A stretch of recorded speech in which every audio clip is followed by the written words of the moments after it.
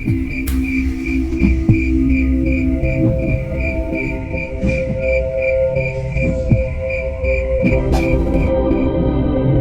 hitam terlihat memudar bersamaan dengan perginya dedemit penguasa kerajaan Setra Gandamayit. Gerimis masih turun membasahi tubuh kami yang tidak berdaya. Namun perlahan air yang dibawa oleh Nyi Sendang Rangu ini memulihkan kekuatan kami sedikit demi sedikit. "Terima kasih Nyi, aku terselamatkan lagi," ucapku yang berusaha mempertahankan kesadaranku dan menahan setiap rasa sakit yang menjalar di tubuhku. Nyi Sendang Rangu pun mendekat kepadaku. Wujudnya kembali berubah bak bidadari cantik yang seolah bersiap mengantarku ke nirwana. "Sudah kukatakan, rapalkan mantra itu saat menghadapi mereka," ucapnya sambil menyeka darah di wajahku dengan selendangnya. Wajahnya terlihat sedih, tapi memang sepertinya inilah luka-luka terberat yang pernah kuterima. Aku bahkan tidak bisa menghitung lagi berapa banyak tulangku yang patah akibat pertarungan tadi. "Maaf Nyi, setidaknya aku ingin berusaha menghadapinya dengan kekuatan kami terlebih dahulu," balasku. "Kekuatan kalian? Jangan sombong. Setinggi apapun ilmu kalian, kalau kalian tidak mengandalkan Yang Maha Pencipta, ilmumu tidak lebih dari permainan anak-anak," ucap Nyi Sendang Rangu dengan sedikit marah. "Ya, mungkin aku salah. Aku bermaksud untuk berusaha semampuku terlebih dahulu.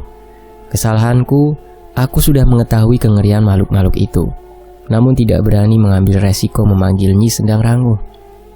Maafkan aku Nyi, aku masih harus banyak belajar menjadi seorang manusia yang setia mengandalkan Sang Pencipta." Aku menoleh kepada Cahyo yang masih tertegun di bawah hujan ini. Sebuah pukulan besar untuknya ketika mengetahui bahwa pria bertopeng itu juga berasal dari desa Cahyo, desa yang seluruh warganya dihabisi oleh sosok ludruk topeng ireng yang juga membunuh orang tua Cahyo.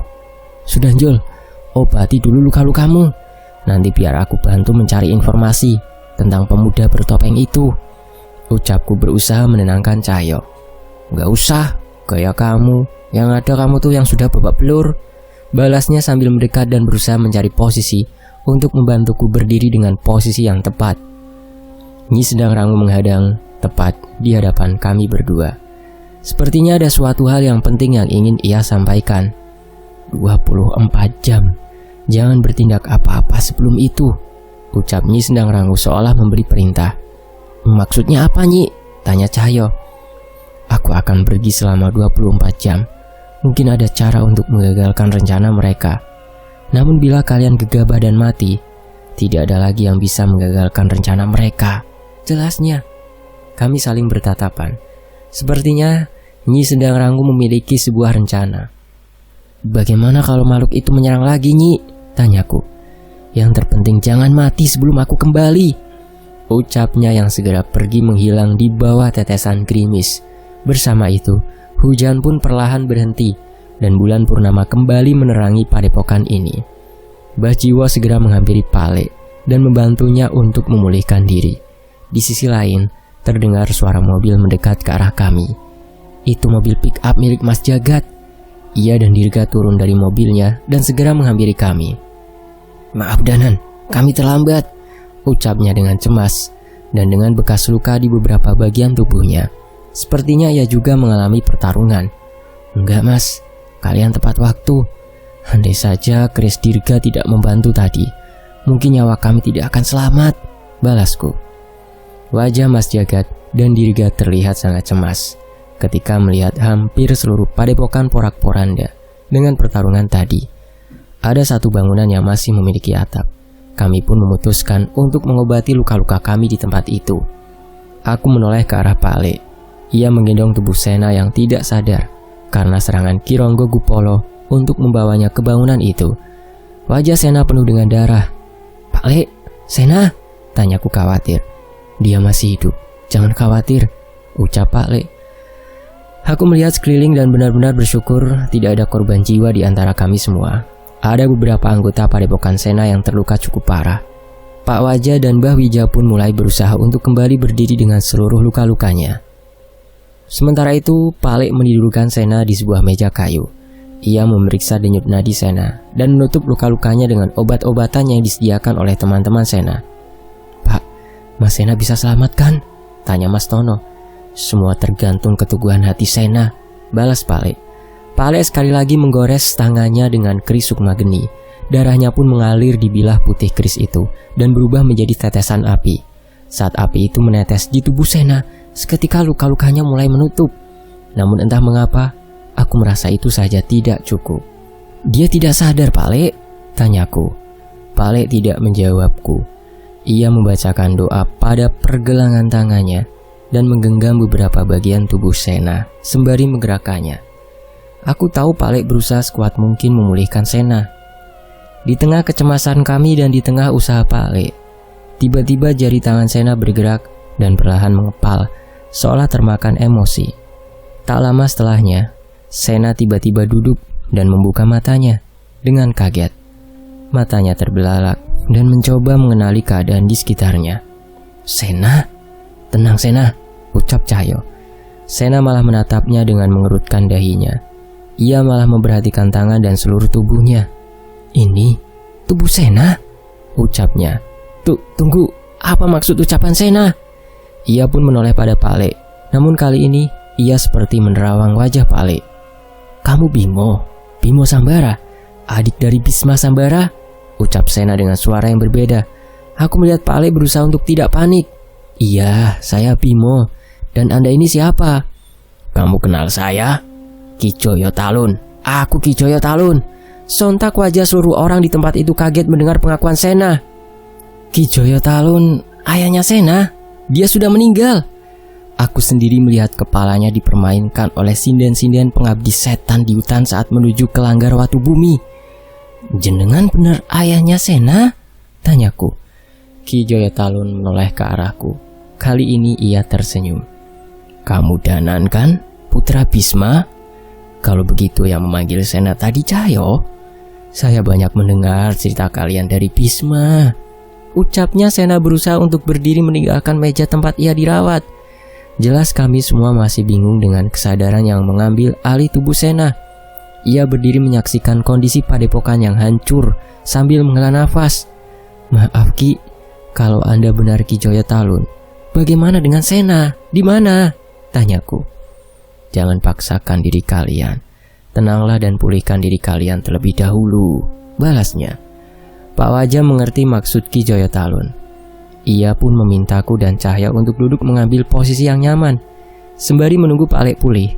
"Biar saya yang membantu memulihkan tubuh kalian," ucap Pak Wajah. Kami pun menuruti perintah Pak Wajah. Rasa sakit di tubuh ini benar-benar sulit untuk kutahan sejak tadi. Tapi aku jadi tahu hebatnya seorang Pak Wajah. Dia memiliki ilmu aksara yang sangat kuat. Di balik kesehariannya yang sering menyembuhkan seseorang, ternyata ia juga memiliki ilmu yang dapat menghadapi sosok Dedemet tadi. "Berarti Pak Wajah belajar ilmu pengleakan juga ya? Sejak kapan?" tanyaku, membuka pembicaraan. "Ilmu yang saya punya ini tidak bisa dipelajari, hanya dari satu kehidupan saja," ucapnya. Seketika aku dan Cahyo bertatapan. "Maksudnya reinkarnasi? Ilmu dipelajari sejak kehidupan sebelum-sebelumnya?" tanya Cahyo. "Iya, saya menganggap ilmu ini wasiat dari leluhur ataupun kehidupanku sebelumnya. Tapi sekarang bukan itu hal yang penting. Kita bisa membahasnya setelah semua ini selesai," jelasnya. Kami setuju. Terlalu panjang bila membahas hal itu saat ini. Ini adalah hal menarik bagi kami. Mengenai reinkarnasi, memang banyak diceritakan di kisah pewayangan. Namun hal itu tidak lagi relevan untuk kepercayaan yang berkembang saat ini. Tapi itulah misteri alam semesta yang membuat alur kehidupan ini menjadi semakin menarik. Sementara itu Pale mendekap pada Kijoyo Talun, seolah ingin memulai perbincangan serius. "Kalau Anda Kijoyo Talun, lalu siapa orang yang dibunuh oleh sinden-sinden kemarin?" tanya Pale. "Itu saya." Pale terlihat semakin bingung. "Saya sadar bahwa tragedi ini cepat lambat akan terjadi. Tugas terbesar dari keturunan padepokan Kijoyo Talun adalah menjaga azimat Wayang Durga.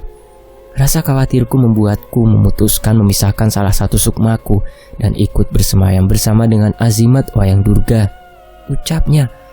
Aku memang pernah mendengar cerita manusia yang tetap hidup walau sebagian sukmanya ditahan. Namun untuk memisahkan salah satunya atas kemauan sendiri, selama ini aku menganggapnya sebuah kebodohan. Memisahkan sukma? Berarti Aki tidak bisa hidup seperti manusia pada umumnya kan? Kata Pak Le. Saya gegabah. Tanpa sukma cahaya saya menjadi manusia yang biadab dan membuat banyak masalah. Bahkan aku bertanggung jawab atas kematian Nyai Lindri. Sepertinya kami bisa mengerti maksud Ki Joyo Talun. Sosok Ayah Sena yang dikagumi Sena itu ternyata berubah drastis karena telah kehilangan sukmanya yang saat ini sedang mengisi tubuh Sena. Sudah Ki, penyesalan tidak akan menghasilkan apapun. Saya tahu Ki Joyo Talun memiliki maksud yang penting kan saat ini? Tanya Pak Le. Benar, jawabnya. Ki Joyo Talun berlari keluar ke arah pelataran yang telah hancur oleh pertarungan tadi. Setelah menunggu beberapa lama, ia kembali dengan membawa sebuah keris aneh dengan panjang menyerupai sebuah pedang. Ia memilih beberapa barang dan membawanya dalam sebuah tas kain. Saya harus menghentikan demit-demit itu, ucapnya sambil bergegas meninggalkan tempat ini. Belum sempat meninggalkan padepokan, Mbah Jiwo bersiap menghadang Ki Joyo Talun yang merasuki tubuh Sena itu. Apapun rencana panjenengan, itu tidak akan cukup, ucap Mbah Jiwo. Ini adalah tanggung jawab seluruh keturunanku, ucapnya. Memangnya Ki Joyo Talun tahu keberadaan makhluk-makhluk itu? Tanya Mbah Jiwo. Ada satu tempat yang mampu menghubungkan sisa-sisa keberadaan di masa lalu hingga saat ini. Tempat kami mencari pencerahan yang kami butuhkan. Langgar Watu Bumi, ucapnya. Aku mengingat jelas tempat itu.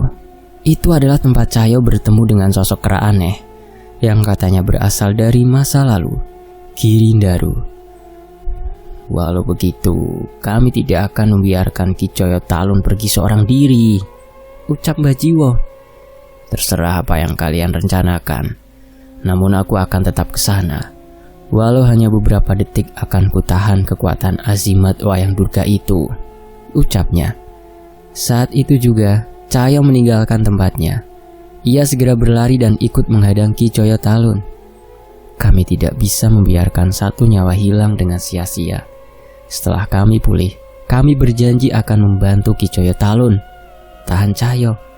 Ki Joyo Talun seolah tidak berniat mendengarkan perkataan Cahyo. Ia mengeluarkan keris besar itu dari sarungnya dan menancapkannya ke tanah. Hanya dengan sebuah gerakan sederhana itu, Cahyo dan Mbah Jiwo terpental dengan hembusan angin yang disebabkan oleh keris itu. Ki, jangan! Kau juga mempertaruhkan tubuh Sena, teriakku yang mencoba menyusulnya, namun segera tertahan dengan cengkraman Pak Wajah. Ki Joyo Talun pun menatap sebentar tubuh anaknya yang ia rasuki itu. Sayangnya ia tidak berubah pikiran. Ia segera berlari dengan cepat menuju arah sebuah hutan. Aku tahu bahwa itu adalah arah ke Langgar Watu Bumi. Tidak usah dikejar, perintah Pak Le. Tapi Pak Le, bantah Cahyo. Dia tidak akan mengubah keputusannya. Bila kita memaksa, itu akan menambah kerugian di pihak kita. Benar ucapan Pak Le. Bila kami memaksa menahan Ki Joyo Talun, luka kami akan semakin bertambah. Kami tidak boleh membuat langkah gegabah lagi. Setelah kepergian Ki Joyo Talun, Pak Le dan Pak Wajah berusaha memulihkan kami. Dirga dan Jagat mendengar cerita-cerita pertarungan tadi dari Mas Tono dan anggota Padepokan Sena. Sebenarnya mereka anggota Padepokan Sena bingung harus berbuat apa dengan Sena yang dirasuki Ki Joyo Talun. Namun mereka yang bahkan sudah sulit untuk berdiri tidak mungkin menahan Sena. Di sisi lain, angin berhembus begitu kencang di tempat ini. Pemandangan di sekitar bukit ini hanyalah permadani hijau dari pemandangan hutan-hutan di sekitarnya. Bukit Batu. Aku melihat kuburan bapak berada di hadapanku saat ini. Coba kamu bayangkan apa yang akan ayahmu lakukan bila ia yang harus dihadapkan dengan kejadian itu. Terdengar suara yang sudah lama tidak kudengar. Mbah Butolireng? Tanyaku mencari asal suara itu. Tak lama setelahnya terlihat bayangan sosok raksasa yang sangat besar. Sosoknya lebih besar dari Butolireng saat terakhir kali kutemui. Ia benar-benar sebesar bukit ini. Bapak pasti bisa menjalankan tugas ini lebih baik. Bahkan ia bisa menyelamatkan orang-orang walaupun dengan membawa penyakitnya, ucapku sambil mengagumi betapa hebatnya sosok bapak saat itu. Sehebat-hebatnya Bisma adalah mendidik anak sehebat dirimu. Itulah kehebatan terbesar seorang Bisma Sambara dibanding dengan semua ilmu lain yang ia miliki, ucap Butolireng. Aku senang mendengar ucapan Butolireng. Namun entah mengapa aku malah ingin menitikkan air mata saat mendengarnya. Di sini, di Bukit Batu inilah tempat di mana aku benar-benar mengagumi kehebatan Bapak. Bukan karena ilmunya yang tinggi, namun keteguhannya menghadapi segala masalah dan perasaan tulusnya yang bahkan bisa membuat Butolireng yang dulu merupakan musuhnya bisa menjadi sahabatnya. Aku ingat walau sudah kalah berkali-kali tanpa pusaka dan bahkan dengan membawa penyakitnya, Bapak tetap bisa mengalahkan Ki Jaruk dalang demit itu, ucapku. Butolireng pun duduk bersila sambil menatapku dengan wajah yang sepertinya mulai membatu itu. Menurutmu, apa yang bisa membuat ayahmu sampai berhasil, walau dengan segala kekurangannya itu? Tanya Butolireng. Ilmu? Strategi? Bantuan? Itu memang benar, tapi bukan itu yang menentukan kemenangan Bapak, pikirku. Memang tidak masuk di logika Mbah. Kalau tanpa izin dari Yang Maha Kuasa, semua yang dimiliki Bapak tidak akan cukup untuk mengalahkan Ki Jaruk, jawabku. Nah, sekarang kamu sudah sadar kan? Kenapa Bisma yakin akan tetap menang saat itu? Tanya Butolireng. Aku mengkaji ucapanku sendiri. Benar, bila Tuhan sudah berkehendak, kami pasti akan mengakhiri bencana ini. Sekuat apapun musuh kami, pasti selalu ada jalan untuk mengakhirinya. Hitung setiap usaha dan semua hal yang telah kamu lakukan hingga terpilih untuk menghadapi bencana ini. Jawaban permasalahanmu ada di situ, ucap Butolireng yang segera menutup kembali matanya yang terlihat sebesar pohon beringin saat itu. Saat mata itu tertutup, saat itu aku merasa mataku terbuka dan melihat Pak Lek berada di hadapanku. Pak Lek? Tanyaku heran. Pak Wajah melepas kompres di dahiku dan mengecek suhu tubuhku. Panasnya sudah turun, Pak Lek. Luka-lukanya mulai pulih, terang Pak Wajah. Bagus, sekarang tinggal si Panjul, ucap Pak Lek yang segera meninggalkanku dan menuju ke Cahyo yang sedang terbaring. Kondisi Cahyo sama denganku. Ia dikompres dengan beberapa luka yang masih harus diperban, bahkan setelah Pak Lek dan Pak Wajah yang mencoba memulihkan mereka dengan ilmunya. Cahyo? Cahyo kenapa, Pak Lek? Tanyaku panik. Sayangnya saat aku hendak berdiri, Pak Wajah menahanku. Tenang Mas Danan, ini hanya reaksi tubuh kalian karena menerima luka sebanyak ini, jelas Pak Wajah. Cahyo terlihat tidak tenang. Nafasnya bertambah cepat dan semakin cepat, sampai tiba-tiba ia terduduk dan terbangun dengan wajah panik. Kliwon? Cahyo berteriak memanggil nama kecil temannya itu dengan panik. Tenang dulu, tarik nafas dulu, kata Pak Lek. Kliwon menuju ke sini, Pak Lek. Beri dia petunjuk ke arah tempat ini, pinta Cahyo. Mendengar ucapan itu, aku teringat mimpiku barusan. Sepertinya aku dan Cahyo diberi petunjuk lewat mimpi oleh mereka. Tenang Mas, itu hanya mimpi. Tenangkan diri dulu, ucap Pak Wajah. Tidak Pak, itu bukan mimpi. Pertarungan ini bukan hanya pertarungan kita lagi. Ini sudah menjadi pertarungan mereka yang ingin menjaga zaman ini, ucapku. Pak Lek dan Pak Wajah menatapku dengan heran. Namun dari mimpi itu, aku melihat kemantapan di mata Cahyo, sama sepertiku saat ini. Langgar Watu Bumi itu, tempat kita bertemu dengan Girindaru Kandanan, ucap Cahyo yang bersiap mengenakan sarungnya. Aku mengangguk sambil mengambil tas lempangku dan mengenakan sepatuku. Kalian mau kemana? Tanya Mas Jagat. Tidak ada lagi tempat yang membuat kami tenang saat ini selain medan pertempuran, ucapku sambil menatap ke arah langit yang berada di daerah Langgar Watu Bumi. Sekumpulan awan hitam berkumpul di sana, di tempat sekumpulan candi-candi kecil yang berdiri di tengah hutan. Mas, itu naga? Tanya Dirga panik melihat sosok ular besar berkaki turun dari arah awan hitam itu. Bentuk naga itu persis seperti yang tergambarkan di relief-relief candi dan cerita-cerita Jawa zaman dulu. Ada mahkota di kepalanya yang menggambarkan naga itu memiliki tingkatan yang tidak sembarangan. Sepertinya makhluk-makhluk itu berhasil memulihkan azimat Wayang Durga itu.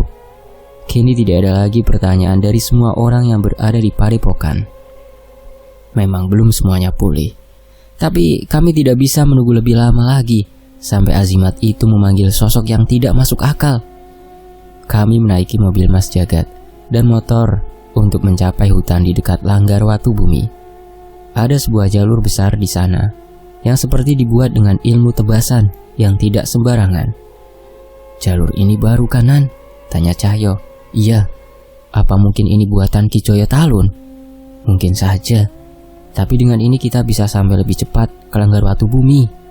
Pak Lek dan yang lain tidak banyak berkata apa-apa dan mengikuti kami. Sepanjang kami berlari, kami mendengar lagi suara gemuruh petir berwarna merah. Ada 2 kilatan petir yang muncul bersamaan. Bersamaan dengan itu, terdengar suara raungan sepasang makhluk buas dari arah sana. "Suara ini?" tanya Dirga. "Songgokolo dan Gondokolo," gumam Mas Jagat. Ia tidak mungkin melupakan suara itu. Suara makhluk yang ia kembalikan ke alam baka setelah menghancurkan kedua katalisnya keris Benggolo Ireng dan keris Benggolo Abang. Dengan rasa cemas, kami mempercepat langkah kami. Sekali lagi terdengar suara gemuruh mendekat, seolah memanggil suatu sosok. Namun kali itu, gemuruh itu berhenti. Sepertinya ada sesuatu yang menghalangi hal itu.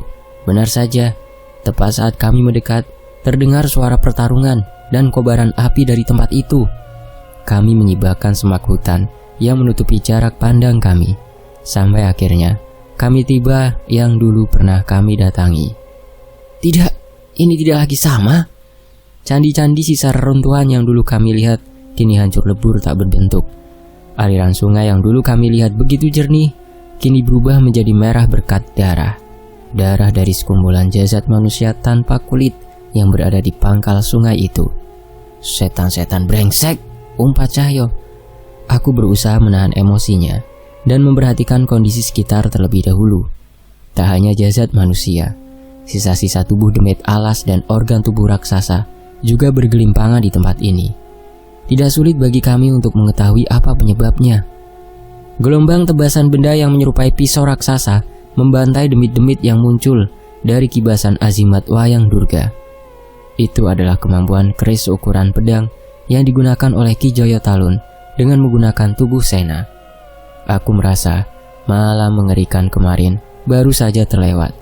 Namun saat ini langit kembali telah memerah, semerah aliran sungai di Langgar Watu Bumi yang telah dipenuhi oleh darah. Pak Lek, Pak Wajah dan yang lainnya masing-masing juga membaca doa sebelum memasuki medan pertempuran ini. Kami sudah berserah kepada Yang Maha Kuasa atas hasil pertarungan ini. Yang dapat kami pastikan, kami akan berusaha hingga tetes darah terakhir kami untuk menghentikan bencana ini. Demit-demit itu pun menyadari kedatangan kami. Berbagai sosok demit yang pernah kami kalahkan muncul juga di hadapan kami. "Mereka yang membuat kita tersiksa lagi," ucap Songgokolo pada adiknya. "Sebelum memulai tugas kita, membunuh mereka adalah sebuah keharusan," tambah Gondokolo. Kedua iblis yang dulu menghuni keris kembar itu bersiap menerjang. Namun beberapa buah bola api malah lebih dulu menyerang ke arah kami. Aku berjalan kaki dengan tenang sembari membaca mantra yang diturunkan oleh leluhur dengan keris di genggamanku. "Jagat lembut, boten duwe wujud." Tepat saat bola api itu menyerang, Pak Wajah yang merubah wujudnya menjadi bola api sudah mendahuluiku dan menerjang bola api itu hingga menimbulkan ledakan di langit di atas kami. "Kulo nimbali." Songgokolo dan Gondokolo menerjang dengan cepat hingga langkah kakinya menyisakan api di tanah. Namun sekali lagi, sebelum serangannya mencapaiku dan Cahyo, Dirga dan Mas Jagat sudah berlari mendahului kami. 4 wujud keris Dasa Sukma. Dirga berteriak memecah kerisnya menjadi 4 wujud. 1 tergenggam di tangannya, 1-nya melayang ke tangan Mas Jagat, dan kedua sisanya melayang menyerang setan kembar itu. "Mereka urusan kami, Danan," ucap Mas Jagat. Surga loko, surga kayangan. Nyai Wicul demit nenek kerdil dan kakek yang menggendongnya pun menghampiri kami. Ada mantra yang dibacakan dari mulutnya, namun sebuah tombak melayang ke arahnya dan kembali ke tangan Panji. Dia demit yang hampir mencelakai Rizal, cucuku di kantormu kan Danhan? Tanya Mbah Wijan. Biar aku eyangnya dan Panji adiknya yang membalasnya. Sementara itu segerombolan anggota padepokan Ronggo Mayit bersama pemuda bertopeng hitam itu bersiap menyerang Cahyo. Namun kali ini serangan mereka tertahan dengan sekelompok murid Mbah Wijan. Joko Rawuh! Teriak pemuda bertopeng itu sembari mengibaskan wayang yang sebelumnya ia ikat di punggungnya. Seekor sosok kera hitam raksasa muncul mencoba menghadang Cahyo. Namun Mbah Jiwo sudah ada di hadapannya dengan melempar sebuah bola hitam. Serangan Joko Rawuh tertahan oleh kekuatan besar dari sosok makhluk besar bertubuh hitam berwajah kerbau. Ki Maesa Ombo. Cahyo, jangan kabur, aku lawanmu, teriak pemuda bertopeng itu. Dendammu itu urusanmu. Masalah remehmu bukan yang terpenting saat ini, ucap Cahyo sambil terus berjalan bersamaku. Ia mencoba mengejar Cahyo, namun Pak Le menahan serangannya dan menghempaskan cukup jauh dari arah Cahyo. Pergi, dia harus ngerasain sandal Pak Le, biar sadar akan tingkahnya, perintah Pak Le pada kami. Aku ingin tertawa, namun kali ini situasinya benar-benar tidak memungkinkan. Masih ada 3 sosok mengerikan yang ada di hadapan kami. Dewi Ular Purba, Ki Ronggo Gupolo yang sedang mengendalikan azimat Wayang Durga, dan sosok naga hitam besar bermahkota yang baru saja dipanggil oleh mereka. Sementara itu, mantra masih dibaca. Tekan asa, tekan sedanten. Hujan deras turun bersamaan dengan kibasan ekor Dewi Ular Purba yang mengarah kepada kami. Namun serangan itu tertahan hanya dengan lirikan Nyi Sendang Rangu yang tiba-tiba berada di hadapan kami. Hanya hembusan angin yang tersisa dari kibasan ular itu. Aku tidak pernah mengerti kenapa laki-laki tidak tahan menunggu sebentar saja, ucapnya sambil menatapku dan Cahyo. 2 ekor besar yang berasal dari Dewi Ular Purba dan naga hitam itu bersiap melenyapkan kami. Namun sebelum kami bersiap, Nyi Sendang Rangu tersenyum dan menahan kami berdua. Ekor ular itu terpental hanya dengan sosok seekor kera kecil berubah menjadi wujud rohnya, sang panglima kera alas Wanamarta. Kliwon, ucap Cahyo tersenyum. Satu lagi ekor naga hitam menerjang kami dari langit. Ekor naga itu semakin besar dan semakin besar. Tapi sekali lagi, ketika akan mendekati kami, Nyi Sendang Rangu mengibaskan selendangnya, dan serangan itu tertahan oleh sosok yang sangat besar. Aku tersenyum. Itu adalah sosok raksasa penguasa Bukit Batu. Mbah Putolireng, teriakku. Ia menoleh seolah memberi salam padaku. Jangan berlebihan, mantramu masih belum selesai, ucap Botolireng mengingatkanku. Benar, masih ada beberapa bait lagi. Saat aku akan meneruskan, tiba-tiba gempa besar melanda sekitar kami. Dari beberapa tempat terlihat angin topan menjalar ke arah kota. Kami bingung dengan apa yang terjadi. Berbagai ilmu, ledakan, kabut hitam, dan api terlihat di sekitar kami. Belum pernah aku melihat pertarungan seperti ini sebelumnya. Lanjutkan pertarungan kalian bila ingin benar-benar menghancurkan tanah ini. Terdengar suara sosok wanita yang berwibawa dari cahaya hijau yang muncul dari arah selatan. Letusanku mampu menghancurkan pulau ini. Apa kalian mau mendahuluinya? Kali ini suara sosok cahaya merah terdengar dari arah barat. Hutanku sudah mampu menghilangkan peradaban. Apa itu yang ingin kalian ulangi saat ini? Suara itu terdengar seperti suara hewan buas dari cahaya hitam di arah timur. Kalau kalian teruskan, energi sebesar ini bisa mempengaruhi alam, jangan bodoh. Sementara itu suara perempuan dari utara terdengar seolah memperingati kami. Aku menatap Cahyo. Itu adalah suara-suara sosok besar yang menjaga keseimbangan di tanah Jawa ini. Seperti Nyi Sendang Rangu juga menghargai keberadaan mereka. Tidak mungkin mengakhiri ini tanpa bertarung. Dan tidak ada tempat yang mampu menahan energi sebesar ini. ucap Nyi Sendang Rangu. Raut wajah Cahyo seolah mendapatkan suatu pemikiran. Ada, jawabnya ragu sambil menatapku. Aku mencoba membaca arti tatapannya. Memang aku memikirkan suatu tempat, tapi itu sangat beresiko. Mungkin itu juga yang dipikirkan oleh Cahyo. Di mana? Tanya Nyi Sendang Rangu. Kami harus mempertaruhkan hal ini. Setidaknya itu satu-satunya yang dapat kami pikirkan saat ini. Jagat Segara Demit, jawabku bersamaan dengan Cahyo. Wajah Nyi Sendang Rangu berubah semakin serius menanggapi ucapan kami. Sepertinya ia menerima pendapat kami, walau sebenarnya ini pun pilihan beresiko. Jagat Segara Demit memiliki kesadarannya sendiri. Ia tidak terbatas oleh ruang dan waktu. Semakin lama berada di sana, kesadaran manusia bisa diambil alih oleh alam itu. Kekuatanku cukup untuk menoreh goresan yang mengarah ke dimensi itu. Tapi harus ada kunci yang menghubungkan ke sana, ucap Nyi Sendang Rangu. Mendengar ucapan itu, Kliwon yang sudah mengambil wujud Wonosudro melompat ke arah kami dan menjatuhkan sebuah pisau batu pusaka bertuliskan aksara kuno. Ini pusaka Mas Linus, ucap Cahyo sembari menyerahkannya kepada Nyi Sendang Rangu. Dulu benda ini yang mengeluarkanku dan Kliwon dari Jagat Segara Demit. Harus ada yang menarik semua makhluk di tempat ini, tambah Nyi Sendang Rangu. Terdengar dari arah belakang kami, Gondokolo terpental oleh serangan Jagat. Dengan secepat mungkin, Jagat datang menghampiri kami. Ayo kita pindahkan, Nyi. Kemampuan pusakaku bisa memindahkan semua makhluk ini selama ada yang menjaga terbukanya gerbang itu, jelas Jagat. Sebuah pemandangan yang tidak terduga pun terjadi.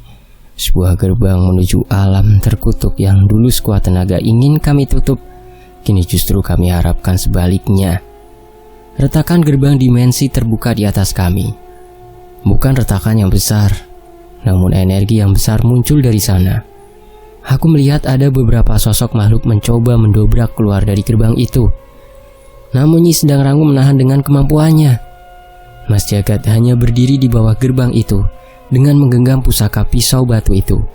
Ia mengenakan sebuah gelang emas yang bentuknya mirip pusaka kerajaan. Seketika, gelombang dimensi yang tak beraturan tenang oleh ilmu Mas Jagat. Aku sadar, ada perubahan dari permukaan tanah seolah ada energi yang berasal dari Mas Jagat menyebar ke tanah ini dalam radius besar. Pengaruh kesadaran alam ini begitu besar. Selesaikan dengan cepat, teriak Mas Jagat sambil menusukkan pisau itu ke tanah tempat ia menebarkan energinya. Sementara itu, pohon-pohon mati, padang tanpa hembusan angin. Udara yang dingin dan ketakutan yang terus menghantui.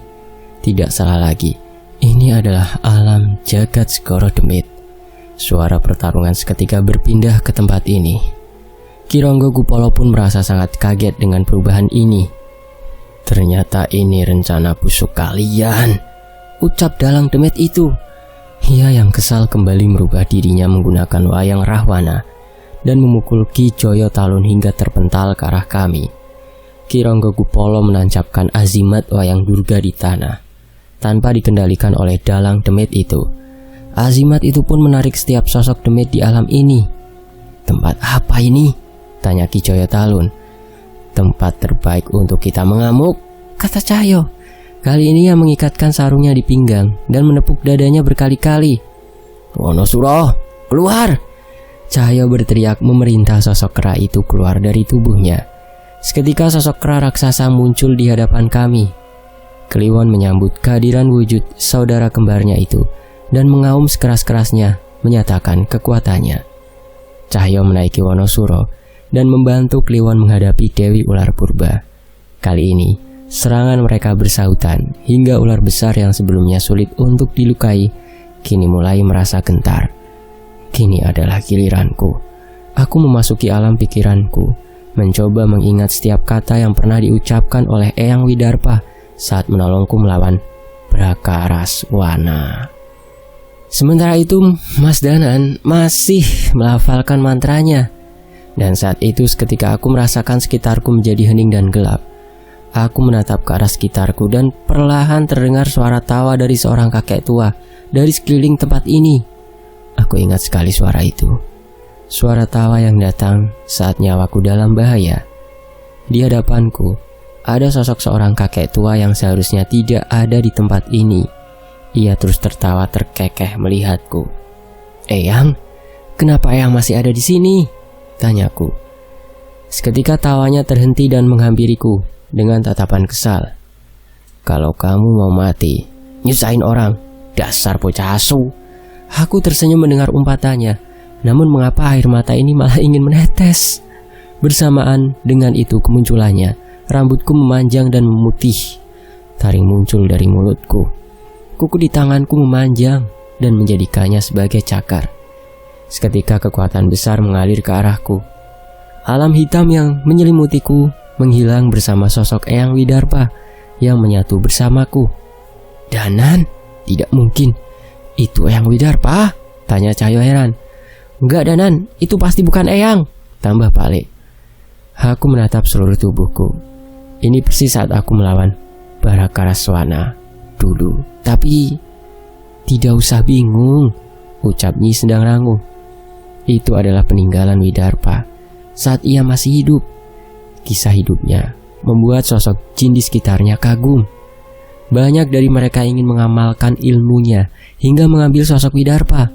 Dan yang kamu temui barusan adalah salah satunya, jelas Nyi Sendang Rangu. Kini aku mengerti. Sosok tadi adalah jin yang mengingat semua ingatan dan ilmu Eyang Widarpa. Ya, tidak mungkin Eyang kembali. Aku pun tidak rela itu terjadi bila Eyang sudah nyaman di sana. Dan untuk makhluk apapun yang mengambil wujud dan ilmu Eyang ini. "Eyang Jin, bantu aku selesaikan ini," kataku. "Sopo sing mbok sebut Eyang Jin, bocah asu?" balasnya dengan suara yang berasal dari mulutku juga. Aku pun sedikit tersenyum. Bahkan cara bicaranya pun benar-benar sama. Ki Ronggo Kupolo menggunakan wayangnya menghantamkan pukulannya ke arahku.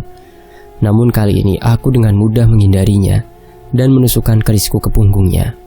Ia terluka, namun aku tahu luka itu akan segera menutup, sehingga aku mengayunkan cakaran untuk melukainya lebih lagi. Ki Ronggo Kupolo tidak ingin diam.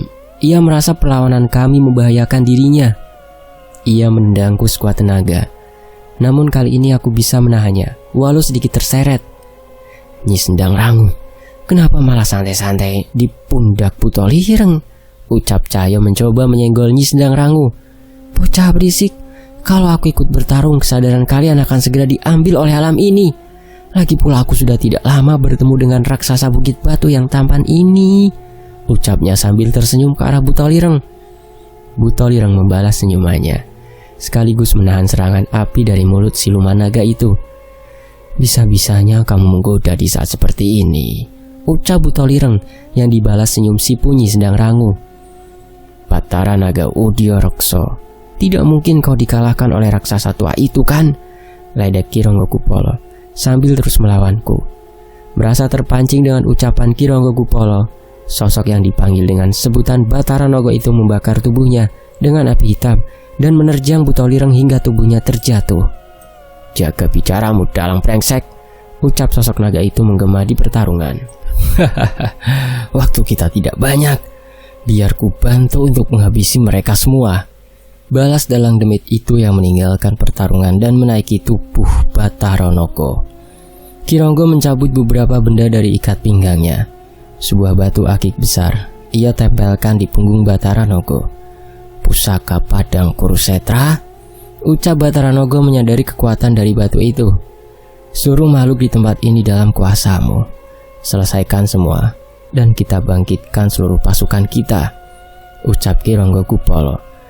Cahaya hitam menyelimuti tubuh naga itu dan membuatnya berubah menjadi sosok raksasa bersisik naga dengan pakaian layaknya seorang raja. Ki Ronggo Kupolo tetap berdiri di bahu Batara Naga dan mengarahkannya untuk menyerang Butolireng. Pertempuran dua raksasa besar tidak dapat terelakkan, bahkan ukuran kami hanya setinggi mata kaki mereka. Berbeda dengan tadi, kali ini Batara Naga dapat dengan mudah menjatuhkan Butolireng. Ia melompat dan menginjakkan kakinya ke tubuh Butolireng hingga matanya terbelalak menahan serangan itu. Tak puas dengan serangannya, Dalang demit itu melemparkan sebuah benda lagi dari ikat pinggangnya dan berubah menjadi tombak tajam besar yang digenggam oleh Batara Naga. "Ini akibatnya kalau menentang kami," ucap Batara Naga bersiap menghampiri Butolireng. Aku tidak tinggal diam begitu saja.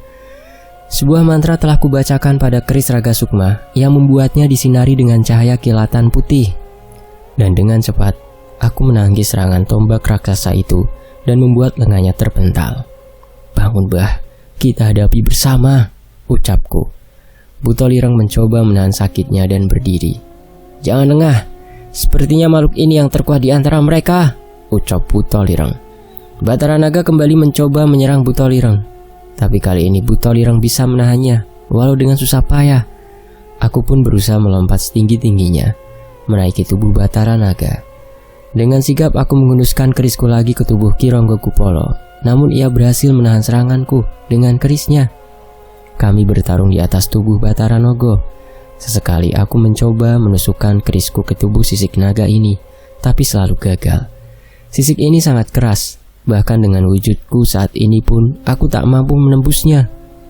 "Kamu tidak pantas menodai tubuh Batara Naga," ucap Ki Ronggokupolo yang seketika berada di depan dan belakangku secara bersamaan. Aku mencoba menyerang sosok yang berada di belakangku, namun sosok itu menghilang dan seketika sebuah keris menancap di punggung bahuku. Aku tidak berhenti sampai di situ. Kini aku menahan tangan yang menyerangku dan menusukkan keris Raga Sukma tepat pada lehernya.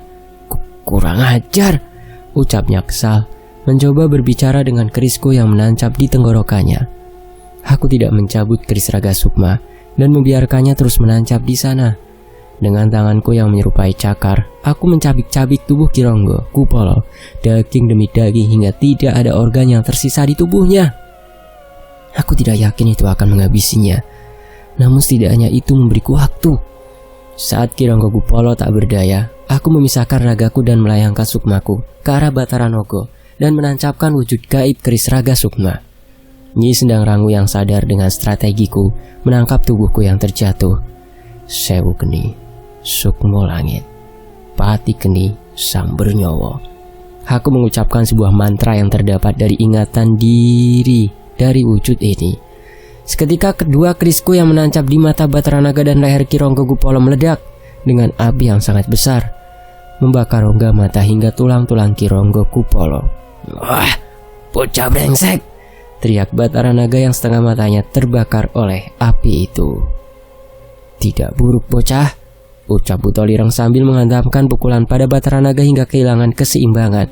"Hebat, tinjumu yang terkuat, Mbah Butolireng!" teriakku yang mendadak teringat saat Butolireng menolongku dari Wayang Buto yang menyerangku saat kecil. "Hahaha, ini belum seberapa. Apa kau ingat ini, bocah?" Butolireng membacakan sebuah mantra pada kepala tangannya.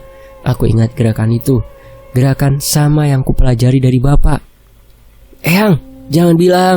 "Hahaha, bukan kamu saja yang mempelajari ilmu dari Bisma," ucap Butolireng seolah ingin memamerkan serangannya itu.